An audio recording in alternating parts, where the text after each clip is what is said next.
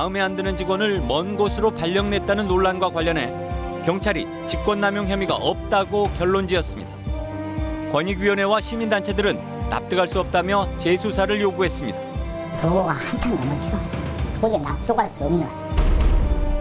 국립과학수사연구소가 수십 명의 사상자를 낸 고흥 윤호21 병원의 화재 원인에 대해 규명할 수 없다고 발표했습니다.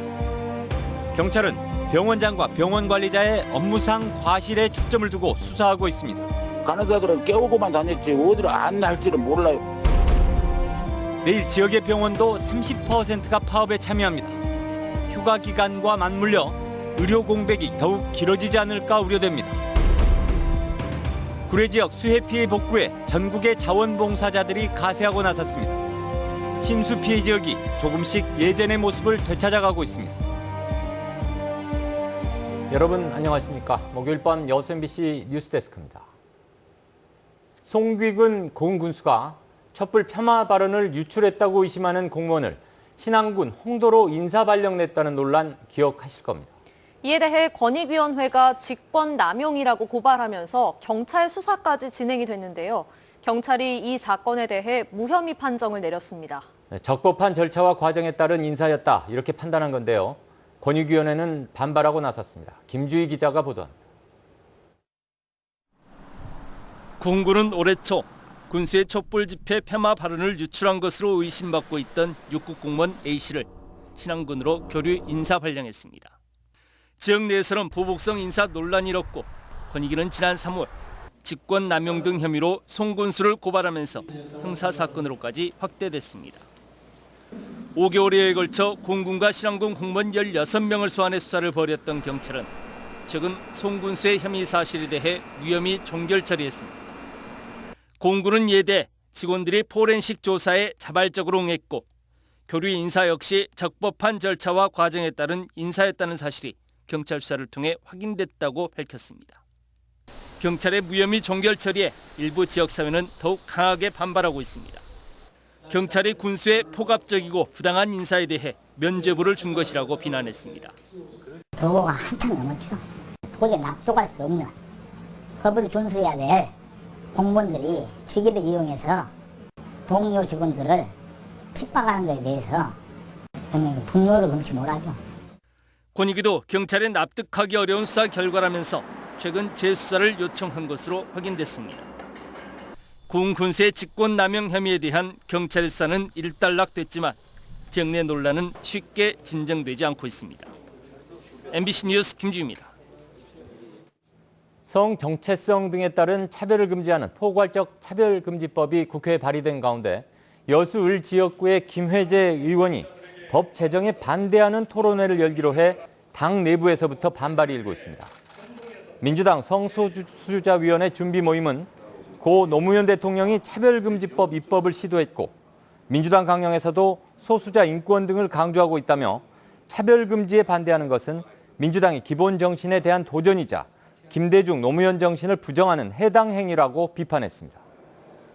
이에 대해 김회재 의원 측은 여수 MBC와의 통화에서 포괄적 차별금지법은 사회적 갈등을 유발하거나 헌법에 보장된 기본권을 침해할 우려가 있다며 법안을 공론화하고 각계의 의견을 듣기 위해 토론회를 준비한 것이라고 설명했습니다. 지난달 수십 명의 사상자를 낸 윤호 21병원 화재에 대해 국과수가 원인을 알 수 없다고 결론냈습니다. 원인 미상이 공식화된 건데요. 경찰은 화재 대비 교육을 제대로 하지 않는 등 병원 측의 업무상 과실이 피해를 키운 것으로 보고 수사를 이어가기로 했습니다. 강서영 기자가 취재했습니다. 고흥 윤호21병원 화재에 대해 국립과학수사연구원은 원인을 규명할 수 없다고 결론지었습니다. 전류 과부하, 전선 노후화, 낙뢰 등 다양한 전기적 요인이 추정됐지만 원인을 규명할 증거인 배선 이불에 타 정확한 조사가 어렵다는 겁니다. 원인 불명이 굉장히 예외적인 상황이거나 이렇게 특별한 경우라고 보긴 좀 어렵고요. 다만 이제 원인이 밝혀지지 않았다고 해서 이런 부분들의 책임이 면해지는 건 아니거든요. 안전 관리가 이루어지지 않았다는 점에 대한 부분들, 이런 부분들로서는 충분히 책임을. 이에 따라 고흥경찰서는 병원장과 병원 관리자의 업무상 과실이 화재 피해를 키운 것으로 보고 조사를 이어나가고 있습니다. 소방시설 관리와 소방교육 계획을 담아 갱신해야 하는 소방계획서를 병원이 미흡하게 작성한 사실이 발견됐는데 확인해보니 실제로 소방교육과 소방시설 관리가 제대로 되지 않은 것으로 드러나 화재 피해가 커질 여지를 제공했다는 겁니다. 경찰은 산소호흡기 등의 위치와 대피 절차 등 직원들을 상대로 한 소방교육이 제대로 이루어지지 않은 정황을 확인한 것으로 전해졌습니다. 간호사들이 고생을 했어요. 간호사들이 이 안내하는 것이 굉장히 서툴더라고요. 그날 보니까. 간호사들은 깨우고만 다녔지 어디로 안내할지를 몰라요. 또 현장에는 사용 기한이 지나거나 사용이 불가한 소화기들도 발견된 것으로 알려졌습니다. 경찰은 조사가 마무리되는 대로 병원장과 병원 관리자의 신병 확보 여부를 고민한 뒤 사건을 검찰에 넘길 예정입니다. MBC 뉴스 강서영입니다. 의대 정원 확대와 공공의대 설립 등에 반대하며 의료계가 내일 총파업을 예고했죠. 전남에서도 30%가량의 동네 병원이 동참할 것으로 보입니다. 집중호우로 전남 전역의 피해가 큰 상황에서 의료 공백 우려가 커지는 가운데 전남도는 비상진료 체계를 가동했습니다. 김진선 기자입니다. 대한의사협회의 집단 휴진 총파업에 전남 의사들도 동참을 선언했습니다. 도내 의원급 의료기관 940개 중 30%, 280여 곳이 휴진할 것으로 파악됐습니다. 응급실과 코로나19 관련 필수 분야 의료진은 제외됐지만 지역에서 1차 의료를 담당하는 동네 의원들이 대부분. 전국 광역 지자체 가운데 유일하게 의대가 없는 전남에 의대 신설이 확정되며 환영했던 도민들과는 온도차를 보였습니다. 이번에 의과대학 4,000명 증원이라든가 공공의과대학 신설, 아니면 목포 쪽에 순신설 의과대학 만든다는 거 이런 것들은 저희하고 단 한 번도 상의가 없이 일방적으로 진행됐기 때문에 저희 의료계에서는 받아들이기가 쉽지가 않습니다. 대체 공휴일을 비롯해 휴가 기간과 맞물려 총파업 휴진까지 의료 공백은 더욱 길어질 수밖에 없는 상황. 전라남도는 의료원을 포함한 응급의료기관 37개소와 응급의료시설 13곳에서 24시간 응급실을 운영하고 도내 보건기관 모두 비상진료체계를 유지하기로 했습니다. 최근 집중호우로 우리 전남 쪽이 큰 피해를 입었지 않습니까? 그래서 의료 공백에 대한 우려도 큰 상황입니다만은 우리 지역 의료계와 긴밀히 협조해가지고 도내에서 진료 가능한 의료기관 정보는 보건복지 콜센터 129나 119, 각 시군 보건소와 함께 응급의료정보 제공 누리집이나 어플을 통해 확인할 수 있습니다. MBC 뉴스 김진선입니다. 다음 달부터 석 달간 여수 돌산대교에 다시 차량 통행 제한 조치가 내려집니다.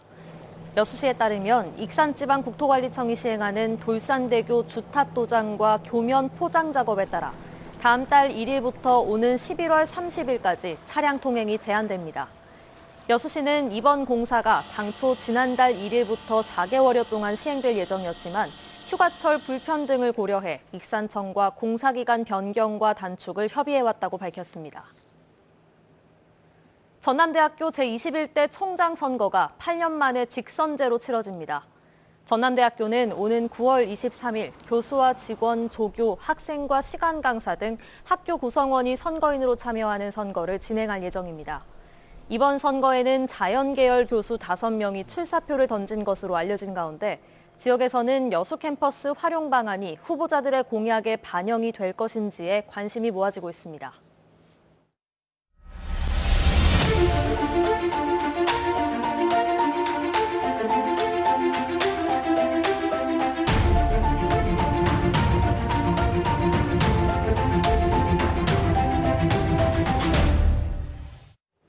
네, 심각한 폭우 피해를 입었던 구례, 순천과 광양 시민들이 적극적으로 돕고 나섰다는 소식 며칠 전 전해드렸는데요.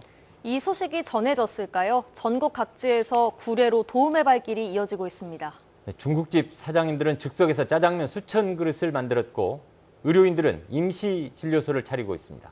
남궁욱 기자가 취재했습니다. 파랑색 조끼를 입은 자원봉사자들이 침수 피해를 입은 가게 앞에 앉아 물건들을 씻고 있습니다. 빗물에 젖은 옷가지들을 세탁하는 일도 자원봉사자들의 몫입니다. 빨래가 보시다시피 굉장히 흙이 많이 묻어 있습니다.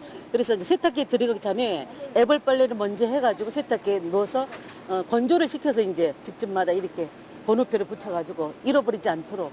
구례로 달려온 개인 봉사자들도 있습니다.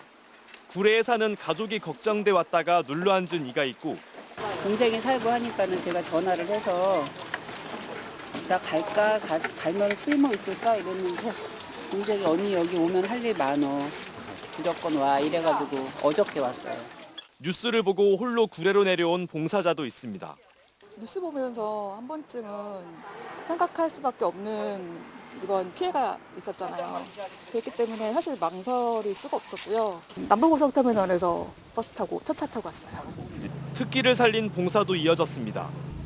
서울시 강동구의 중국집 사장님들로 구성된 봉사단체는 지난 11일 짜장면 1000그릇을 직접 만들어 피해 복구에 나선 주민들과 자원봉사자들에게 무료로 제공했습니다. 전국적으로 이렇게 벚꽃을 비롯해서 보리토끼 이런 수혜 지역을 찾아다니고 있습니다. 저희들이 이제 가진 기술이 짜장면 만드는 기술이 있잖아요. 그래서 회원들이 이걸로 한번 봉사를 한번 해보자 해서 그냥. 전남대병원 의료진과 순천시 의사회는 임시 진료소를 만들어 의료 봉사를 진행하고 있습니다. 다 힘들겠지만 너무 아파. 마음도 아프고 몸도 아프고. 울지 마세요. 괜찮아요. 힘들어도 좀만 참으세요. 나흘간 구례에 온 자원봉사자는 7,100여 명. 주민들은 그저 고마울 따름입니다. 저기 자원봉사자들이 자발적으로 솔선수범하셔가지고 여기 찾아주셔서 너무 고맙고 감사해요. 그래서 그분들이 내 것처럼 그렇게 해주시더라고요. 이 밖에도 소방 공무원과 군 장병 등 수많은 이들의 도움 속에 구례 침수 피해 현장은 조금씩 예전의 모습으로 돌아가고 있습니다. MBC 뉴스 남궁욱입니다. 구례와 곡성, 나주 등 호우 피해가 집중됐던 전남의 8개 시군이 특별 재난지역으로 선포됐습니다. 문재인 대통령은 집중호우로 심각한 피해를 본 구례와 곡성, 나주, 화순, 담양, 한평 등 전남 지역 8개 시군에 대한 특별 재난지역 선포안을 가결했습니다. 이에 따라 이들 지역에서는 자치단체의 재정 자립도에 따라 복구비의 50에서 80%를 국고에서 지원받을 수 있게 됩니다. 순천시가 집중호우로 수해 피해를 입은 순천 황전면 용림마을과 구례군을 지원하는 데 행정력을 쏟고 있습니다. 순천시는 지난 10일부터 수해 현장에 관내봉사자 1,300여 명과 구호장비 175대를 파견한 데 이어 식료품과 생수 등 구호 물품을 지원하고 있습니다. 허석 시장은 오늘 순천시청 공무원 140여 명과 함께 황전면 용림마을과 구례군청을 방문해 순천시청 직원들의 모금액으로 마련한 침구 130채를 전달하고 복구 활동에 동참했습니다. 권오봉 여수시장이 의대는 순천에, 대학병원은 전남 동부권의 중심인 율천면에 유치해야 한다고 주장했습니다. 권 시장은 오늘 보도자료를 통해 전남 동부권은 인구 100만이 밀집해 있고 영원함 교류의 거점인 만큼 순천대가 의과대학 설립의 적지이며 대학병원은 여수와 광양, 순천 국가산단의 중심지구인 율천면에 들어서야 한다고 주장했습니다. 고흥군 수협과 나로도 수협이 김 양식장 면허 지역을 둘러싸고 갈등을 빚고 있습니다. 고흥군 수협 김 양식 어민들은 오늘 집회를 갖고 나로도 수협 측이 양측의 협의하에 임대받은 김 양식 면허지의 반납을 과하게 요구해 생존권을 침해하고 있다고 주장했습니다. 반면 나로도 수협은 자신들이 면허지의 실소유자인데다 면허지 반납 요구가 계약 위반도 아니라며 임대 협약의 조속한 조정을 요구하고 있습니다.